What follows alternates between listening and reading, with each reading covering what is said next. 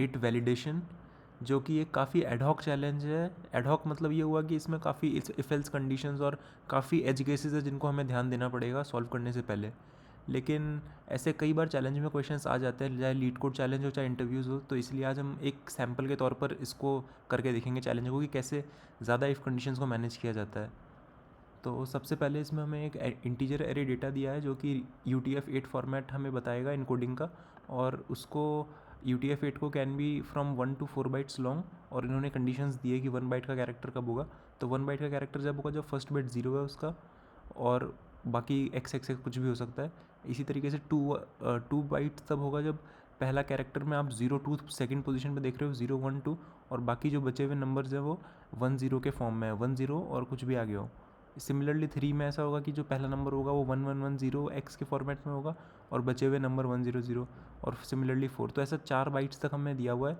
और इस तरीके से हमें चेक करना है कि जो हमारी गिवन डेटा है एरे, वो वैलिड है कि नहीं based on these number of bytes. तो इनपुट हमें एरे ऑफ इंटीजर्स दिया है, और सिर्फ लीस्ट सिग्निफिकेंट 8 बिट्स हमें कंसिडर करने हैं इंटीजर को बनाने के लिए।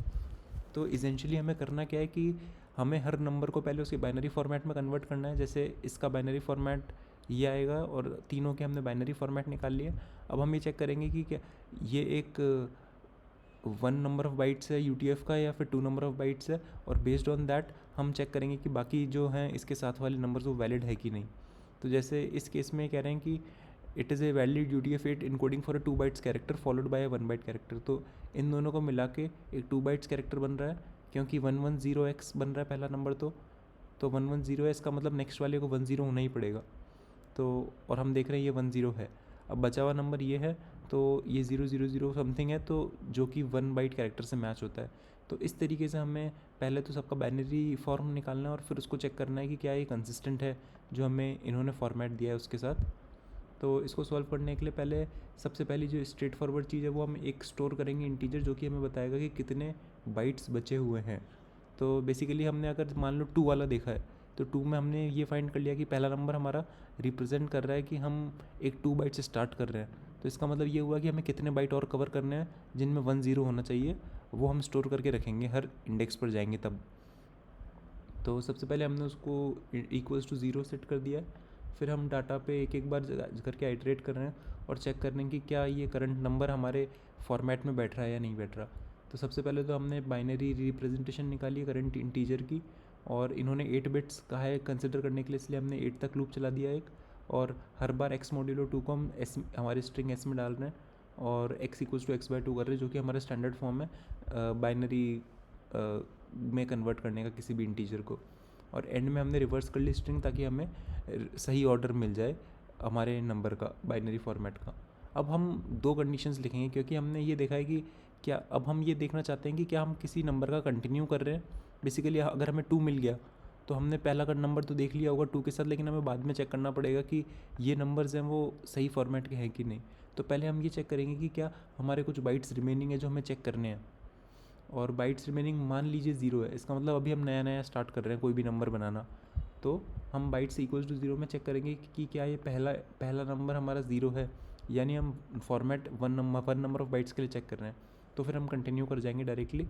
वरना हम चेक करेंगे कि हम आखिरी तक जा जाकर चेक करेंगे कि किस इंडेक्स पे हमें 0 मिला है, क्योंकि जिस इंडेक्स पे हमें 0 मिलेगा, जैसे 0 1 2, वो बताएगा हमें 2 नंबर ऑफ बाइट्स है हमारे इस वाले कॉम्बिनेशन के। तो इस तरीके से हम पहला 0 फाइंड करने निकल रहे हैं सबसे पहले। तो हम i इक्वल्स टू 0 से 8 तक गए। फिर हमने पहला अगर अगर ऐसा ही 0 है तो हमने फाइंड किया है कि अब हमें इसके बाद में कितने नंबर ऐसे हैं। मान लीजिए अगर ये 2 बाइट्स हैं, तो आगे का ये नंबर तो 2 बाइट्स का सेटल हो गया है, लेकिन आगे के जो नंबर्स हैं वो 1 0 होने चाहिए। तो हम वो फाइंड कर लेंगे कि कितने नंबर्स ऑफ द फॉर्मेट 1 0 होने चाहिए। तो अगर ऐसा ही 0 है तो पहली कंडीशन तो ये है कि i अगर 1 है तो हमें रिटर्न फॉल्स करना पड़ेगा, क्योंकि 1 फर्स्ट इंडेक्स पे 0 कभी नहीं हो सकता इस केस में। तो हमने सबसे पहले रिटर्न फॉल्स कर दिया, फिर हमने bytes remaining equals to i-1 कर दिया और ब्रेक कर दिया यहाँ से। तो क्योंकि यहाँ पर जैसे आप देख रहे हो कि सेकेंड इंडेक्स पे 0 है, तो हमें नंबर ऑफ़ बाइट्स जितने कवर करने हैं वो ये है कि 1 बाइट बचेगा। सिमिलरली अगर हमें थर्ड इंडेक्स पे मिला है तो हमें 2 बाइट्स और कवर करने हैं 1 0 के साथ।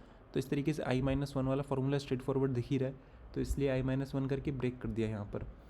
और फिर हमने एंड में चेक किया कि मान लीजिए अब स्ट्रिंग के आखिरी तक पहुंच गए, या फिर bytes remaining greater than equal to 4 है, क्योंकि हमेशा bytes remaining can be at max 3। अगर 3 से ज़्यादा है तो हमें फॉल्स रिटर्न करना पड़ेगा, या फिर हम एंड ऑफ द स्ट्रिंग पहुंच गए और हमें अभी तक 0 मिला ही नहीं है, क्योंकि 0 हमेशा मिलना पड़ेगा हमें। तो अगर 0 हमें एंड तक नहीं मिला तो भी हम फॉल्स रिटर्न कर देंगे। तो इन दोनों कंडीशन को हमने यहाँ पे हैंडल कर लिया है। अब जो दूसरा कंडीशन आती है कि bytes remaining already greater than 0, इसका मतलब हम ऑलरेडी किसी रिप्रेजेंटेशन में हैं, तो फिर जो नंबर का फॉर्मेट है वो सिर्फ 10x पॉसिबल है, 10xxx समथिंग समथिंग। तो उसको कवर करने के लिए हमने डायरेक्टली स्ट्रेट फॉरवर्ड चेक किया कि else if bytes greater than 0, तो फिर चेक कर लीजिए कि जो पहला इंडेक्स है वो 1 होना चाहिए और जो दूसरा इंडेक्स है वो 0 होना चाहिए, जो कि रिप्रेजेंट करेगा 10xxx फॉर्मेट। अगर ये नहीं है तो इन दोनों में से कोई भी एक कंडीशन नहीं है तो हम फॉल्स रिटर्न कर देंगे, वरना हम माइनस माइनस बाइट्स कर देंगे। इसका मतलब ये होगा कि हाँ, हमारा बाइट्स अब कम हो गया। जैसे हम एक 10 मैच कर लिया है, तो फिर हम नेक्स्ट वाले पे चेक कर सकते हैं कि बाइट्स बचे हुए हैं क्या नहीं, हमें जो मैच करना है। तो इस तरीके से, और एंड में हमारे जो भी बाइट्स बचेंगे, अगर मान लीजिए कोई भी बाइट्स बच रहे हैं, इसका मतलब हम अगर नहीं बच रहे तो फिर तो ट्रू है हमारा आंसर, अदरवाइज़ फॉल्स है, क्योंकि हम किसी बाइट्स का वेट कर रहे थे लेकिन वो नहीं हो पाया मैच, इसलिए बाइट्स के बचे हुए वैल्यू के हिसाब से हम आंसर ट्रू या फॉल्स सेट कर देंगे। तो काफ़ी एडहॉक सवाल था, लेकिन कभी कभी ऐसे सवाल भी सॉल्व करने पड़ते हैं इंटरव्यू या फिर कोडिंग चैलेंजेस में। So thank you for watching. अगर आपको ये यूज़फुल लगा हो तो सब्सक्राइब और लाइक ज़रूर कीजिएगा। Thank you.